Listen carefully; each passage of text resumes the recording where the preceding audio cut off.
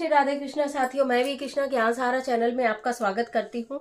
आज बात कर रहे हैं मकर संक्रांति की, जो कि 15 जनवरी में है। तो मकर संक्रांति पर चमत्कार 14 का, यानी कि 14 चीजों का दान करने का बहुत महत्व है। और इस दान की श्रृंखला की वीडियो आपके पास आ चुकी है पहले कि हमें क्या चीज का दान करना चाहिए, क्या क्या करना चाहिए। लेकिन मैंने आपको बताया था कि मैं आपको बताऊंगी कि 14 दीपक का दान किस प्रकार करना है। दीप दान मकर संक्रांति पे अति महत्वपूर्ण माना जाता है, अत्यंत शुभ फल प्रदान करता है। किसी भी अंधेरी जगह में दीपक जलाइए, जहां अंधेरा हो वहां रोशन करिए। वृक्षों के निमित्त दीपक जलाइए तो सभी देवी देवताओं का आशीर्वाद आपको प्राप्त होता है। यहाँ पर देखिए, मैंने मिट्टी के ही दीपक ही लिए जाते हैं। यदि आपके पास मिट्टी के दीपक इस समय पे नहीं उपलब्ध हो तो आप आटे के दीपक भी बना सकते हैं। 14 दीपक मैंने बनाए, आप देख रहे हैं। मैंने इनमें खड़ी बाती लगाई है और मैंने इनके अंदर तिल का तेल डाला है। अगर आपके पास तिल का तेल नहीं है तो फिर आप इसमें घी भी डाल सकते हैं। और उसके बाद हमें ये दीपक मैंने इसलिए तैयार कर लिए, थोड़ा समय बच जाएगा। तो आप क्या करेंगे, थोड़े से हमें तिल लेने हैं। एक एक चुटकी तिल हमें सभी दीपक के अंदर इसमें डाल देने हैं, क्योंकि ये वाला जो महीना है मकर संक्रांति है, उससे पहले सकट गई थी। फिर षटतिला एकादशी अब 18 तारीख में आने वाली है, जिसमें भगवान श्री हरि विष्णु का तिल के द्वारा पूजन करते हैं, यानी कि तिल उनको अर्पित करते हैं। यानी कि तिल खाने का, तिल को दान करने का, तिल डालकर स्नान करने का, और तिल के किसी भी प्रकार से लड्डू बनाकर या वैसे भी जैसे आप चाहें दान करें तो अत्यंत ही शुभ फलदायी होता है। तो इस प्रकार ये तिल मैंने इसमें एक एक चुटकी डाल दिए हैं। तो ये 14 दीपक जो है, सर्वप्रथम हम जो दीपक प्रज्वलित करेंगे तो हम अपने घर के मंदिर में करेंगे। सारे दीपक एक साथ प्रज्वलित करने की आवश्यकता नहीं होती है। जो आप अपने घर के मंदिर में दीपक प्रज्वलित करेंगे, आप सबसे पहले उस दीपक को जलाएंगे जो आपके घर में देवी देवता जो विराजमान है, जो आपने मूर्तियां रखी हुई हैं, उनमें आपने ये दीपक को जला देना है। सबसे पहला दीपक जला आपका अपने घर के मंदिर के लिए।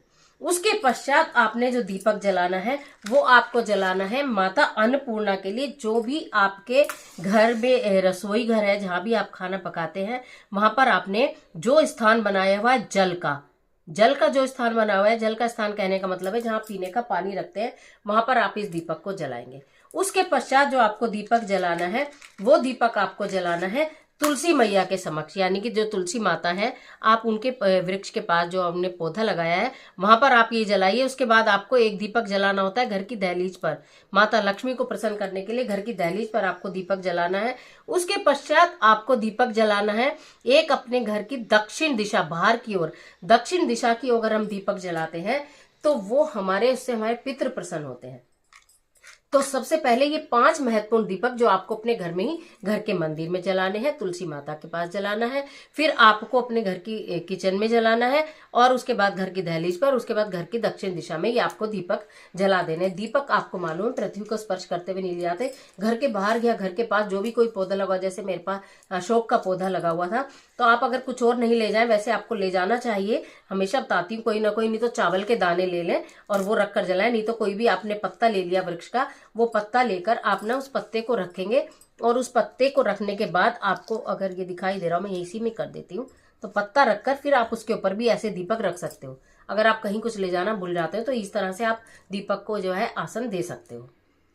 अब उसके बाद बारी आती है, पीपल का वृक्ष है, बरगद का वृक्ष है, आंवले का वृक्ष है, बेल का वृक्ष है, केले का वृक्ष है, घर मंदिर है सामाजिक तौर पे बने हुए, या कहीं भी कोई कुआं है, बावड़ी है, तालाब है, अंधकार है, वहां पर आप ये दीपक जला सकते हो। अगर आप ये सब कर पा रहे हो तो भी, और नहीं कर पा रहे हो तो भी, सबसे महत्वपूर्ण जो चीज होती है वो गंगा जी में दीपक के दान की होती है मकर संक्रांति पर। अगर आपको गंगा जी में दीपक दान करना है, अगर आप कहीं गंगा किनारे आसपास रहते हैं तो आप बहुत प्रेम से दीपक दान कर सकते हैं, करते ही होंगे। और अगर आप नहीं रहते हैं और आपको लगता है दूर हम नहीं जा सकते, तो मैंने इसमें जल लिया है, गंगा जल लिया है, और मैंने पीले रंग के फूल, मकर संक्रांति है, चारों ओर आप ये देख रहे हैं कि बसंत ही बसंत है, पीले पीले फूल खिले हुए हैं। मैंने पीले रंग के फूल डाले हैं भगवान श्री हरि विष्णु को प्रसन्न करने के लिए। तो आप ऐसे दीपक, आप न इस तरह से, आप ये दीपक, इसमें थोड़ा और जल आप ज्यादा भी ले सकती हैं, तो आप वहां पर ये दीपदान करिए। ये दीपदान आप समझिए कि आप गंगा जी के निमित्त दीपदान कर रहे हैं। आपको ये दीपदान जब आप करें तो आपको कोई भी मतलब गंगा मैया का स्मरण करिए, भगवान श्री हरि विष्णु का स्मरण करिए, भोलेनाथ का स्मरण करिए और उनका स्मरण करते हुए आप ये दीपदान गंगा घर में भी आप इस तरह से इस दीपदान को कर सकते हैं। बाकी दीपक आप जैसे ये रखे हैं ना, शांत है दीपक, आप जब जहाँ जाएं आप ना शांति दीपक लेकर जाएं, जलाकर लेकर नहीं जाना है, शांत दीपक लेके जाएं, साथ में आप अपने माचिस लेकर जाएं, ठीक है। और साथ में आप अपना कोई भी उनको आसन देने के लिए वस्तु ले जाएं, नहीं तो वहां पर पत्ता आप लेकर जाएं, शाम को नहीं तोड़ेंगे और हो सकता है गिरा हुआ ना मिले तो कुछ पत्ते लेकर जाएं या चावल लेकर जाएं, मतलब आसन देने के लिए वो सामान लेके जाना है।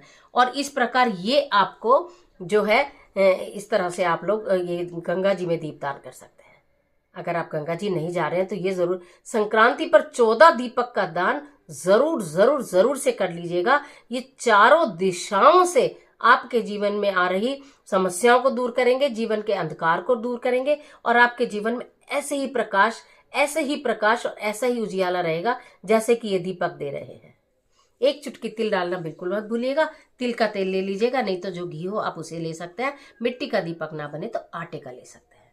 तो मकर संक्रांति की आपको ढेर सारी शुभकामनाएं।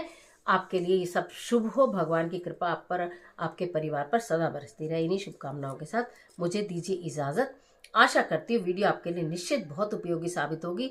मिलती हूँ एक और जबरदस्त वीडियो के साथ। तब तक हंसते रहिए, मुस्कुराते रहिए, अपना और अपने अपनों का ख्याल कीजिए। वीडियो अच्छी लगे तो लाइक कीजिए, जितना चाहे उतना शेयर कीजिए और कमेंट बॉक्स में ओम श्री गणेशाय नमः, राधे राधे, जय बजरंगबली, जय माता की कुछ भी लिखिए, लेकिन लिखिए जरूर। ईश्वर आपकी मदद करे।